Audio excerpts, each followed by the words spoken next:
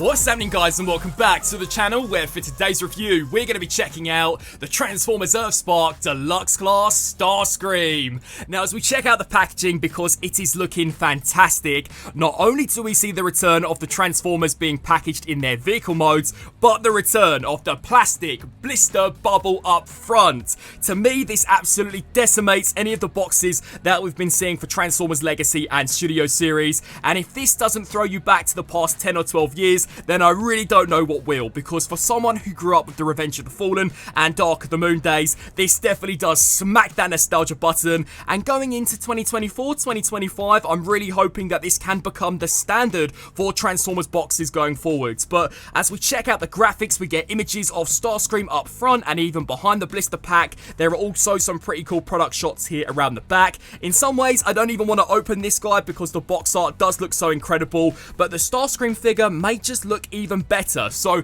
let's get cracking. And here we have the EARTHSPARK Starscream, and finally Hasbro are realising what an absolute banger of a mould this is, because this is technically the second release of this mould, and there will also be a third version as part of Hasbro's own EARTHSPARK mainline. So the very first time we saw this Starscream was as a part of the Deluxe Class Cyberverse lineup, which I believe was released a few years ago now. It was a banging figure, definitely the best out of the entire Cyberverse lineup, but unfortunately Starscream in EARTHSPARK does have quite a different design when compared to how he looked in Cyberverse. So this is quite inaccurate, but it is still such a cool looking figure. So here we have him in jet mode, and I've always kind of viewed this alt form as being a mismatch between an Earth-based vehicle and his original Cybertronian Tetrajet, because it doesn't quite look like one or the other, but detail-wise looks awesome. I really like how he has mainly been cast out of this gunmetal grey, a lot nicer than the original version, and the undercarriage kibble isn't terrible with the exception of the visible hand syndrome, which I think was such an easy and simple fix. They could have had these slid into the forearms, much like we do see quite often with Generation figures, so that's a bit of a shame, but other than that, a really cool looking Starscream. Accessory-wise, he only includes the null ray, so sadly not those amazing blast effects that we saw first time round with the Cyberverse release, but let's actually compare him to that figure. And here we have it on the right hand side. So color wise, the new Takara Tomy version is way nicer in my opinion. Here is how he compares alongside the Generations Legacy Cyberverse Universe Windblade. Now, as I mentioned previously, I really do think this mold is amazing. It's one of the few Cyberverse figures which I think really stacks up pretty nicely, being compared alongside the Generations line. So these two I don't think look out of place with each other at all. And then for a blast from the past, we have the first edition Transformers Prime Starscream, and I think these two may just be my favourite Deluxe Starscream molds ever released. This is incredible, but this also is a really nicely engineered figure, especially when we get him transformed into his robot mode. And then for one final comparison, because that blister bubble is going to throw me back to the old days, here he is compared alongside the Transformers Prime Soundwave. So definitely a bit of a difference in terms of the scale, but plastic quality wise, to be honest guys, they do feel pretty much on par with each other. Now, as we check out Starscream's transformation, really interesting for a mainline deluxe. So the first step would be to take the forearms and slide these from underneath the wing. Do the same here for this side, so slide this here down. Then what you'll do is spin up to the top, take this top intake and detach it away from this red section. Then we can begin to completely extend all of these hinge joints out. Now the one right at the very base is going to bend here inwards like that, and it then creates this almost half circular cutout. Now that's going to rest over the center here of this piece, so utilize these joints and just kind of compress that there down for now. Once that's complete, we can flip here to the underside and detach the shoulders away from what will become the base of Starscream's legs. Now that's complete, we can take the legs and extend these here forwards and then detach them away from the nose cone, so then begin using his hips. Now that's done, we can split these here directly down the middle, and I thought it was crazy how those multi-hinge joints do form Starscream's heel spurs. That is so cool. Now that's complete, we can then come up here to the top, take these sections and hinge them away from this black hinge joint. Do the same here for this side, so fold this here forwards. And the next step I think is really cool, because if you take the tip of the nose cone and hinge it upwards, Starscream's head actually shoots out of the cockpit. I always think it's great when they hide the head of a Seeker inside the cockpit. I think it's really cool. But then just snap this here down, and then what you'll do is you'll take his torso and extend this here upwards like that. Make sure this here is out of the way, as then we'll rotate here at the waist so the front is now facing the back. Now the next step is to take this nose cone and to hinge it inside his chest unit. So utilize these double hinge joints and slide that there all the way down just like that. Now as you can see, there are these little slots which are going to rest into those tabs, so just slide that in there. And the next step is essential to get correct. So as we flip around to the back, we are left with this tab. This has to peg into this slot, otherwise these two pieces will not be able to combine. So just make sure you bend this here all the way down until it actually does snap there into place. With that complete, there are these little slots that are going to peg into those tabs. So bring this in, snap that there into place, and do the exact same for the opposite side. Now that we've done that, we can combine what was originally the rear tail fin, spin around here to the front, straighten out the forearms, straighten out the legs.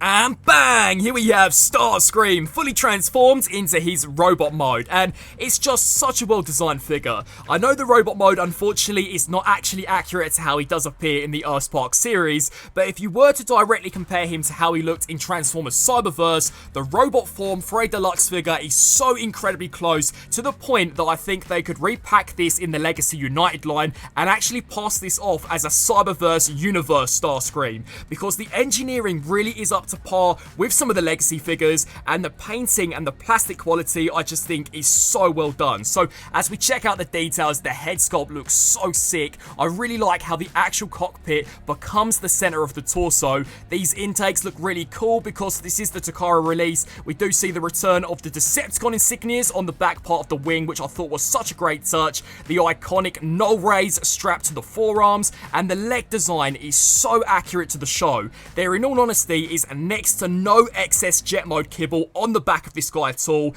It is just such a nicely engineered figure, and it is really cool to see this reissued with better colours. So yeah, definitely a banging Starscream, one of the best deluxe versions of this character released we have ever seen. Now, as we check out his accessories, unfortunately he doesn't come with much with the exception of these null rays, so if you are after more weapons for this guy, then definitely look into maybe picking up the original Cyberverse version, as I believe in total that included 3 blast effects, one of which was incredible and could be attached onto the chest to give you the impression that he was ejecting these missiles from these intakes, which was such a cool look. So it is a shame no blast effects included with this guy, but at least he does include the essentials.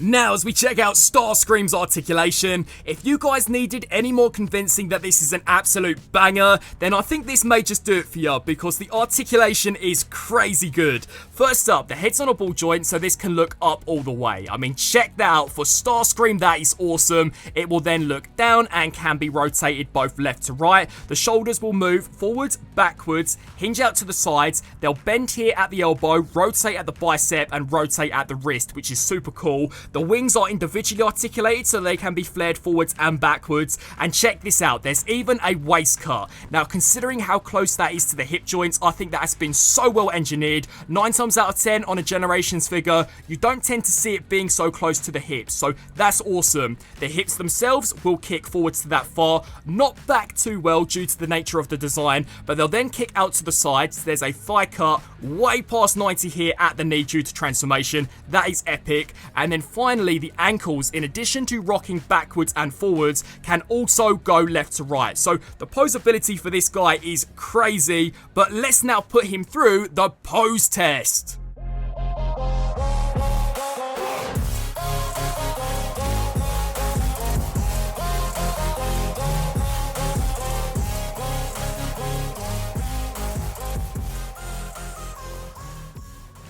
And as we check out some robot mode comparisons, up first we have that original Cyberverse Starscream.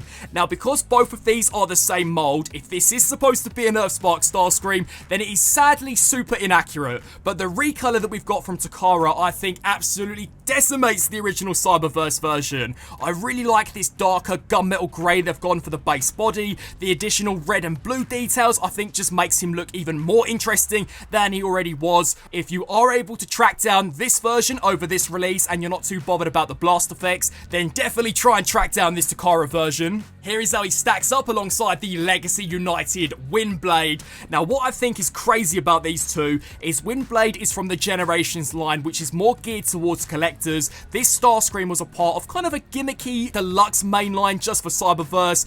I honestly think in some ways this has been better engineered than this actual Legacy United figure, and if they were to just repack this as a Legacy figure, I would believe it. It has really been that well designed. Here we have the Legacy Cyberverse Universe Shadow Striker, and need I say more, whoever designed this Starscream needs to jump over to the actual Generations line design team. And then for some actual EARTHSPARK comparisons, here he is alongside the Optimus Prime. I think engineering and specifically plastic quality, Starscream is way better than Prime. Next up, here we have Bumblebee, who still is one of my favourite figures from this subline, but if we are going to say that this is an official EARTHSPARK Starscream, then he is definitely the king of the EARTHSPARK subline. This mold is just absolute peak when it comes to mainline deluxes, even dethroning this, which I thought EARTHSPARK couldn't get any better than. And again, to throw it all the way back to 2012, here we have the first edition Deluxe Class Starscream, and then finally the Transformers Prime Deluxe Class Soundwave.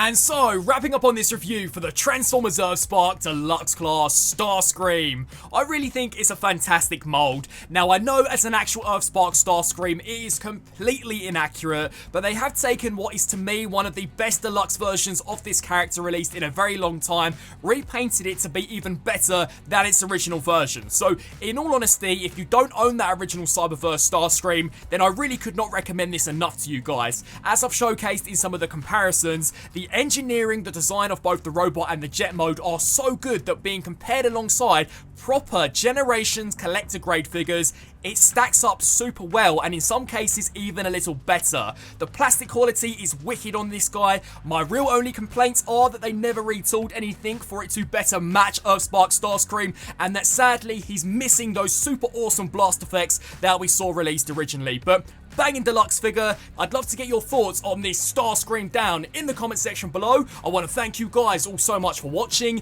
and until my next review, transform and roll out!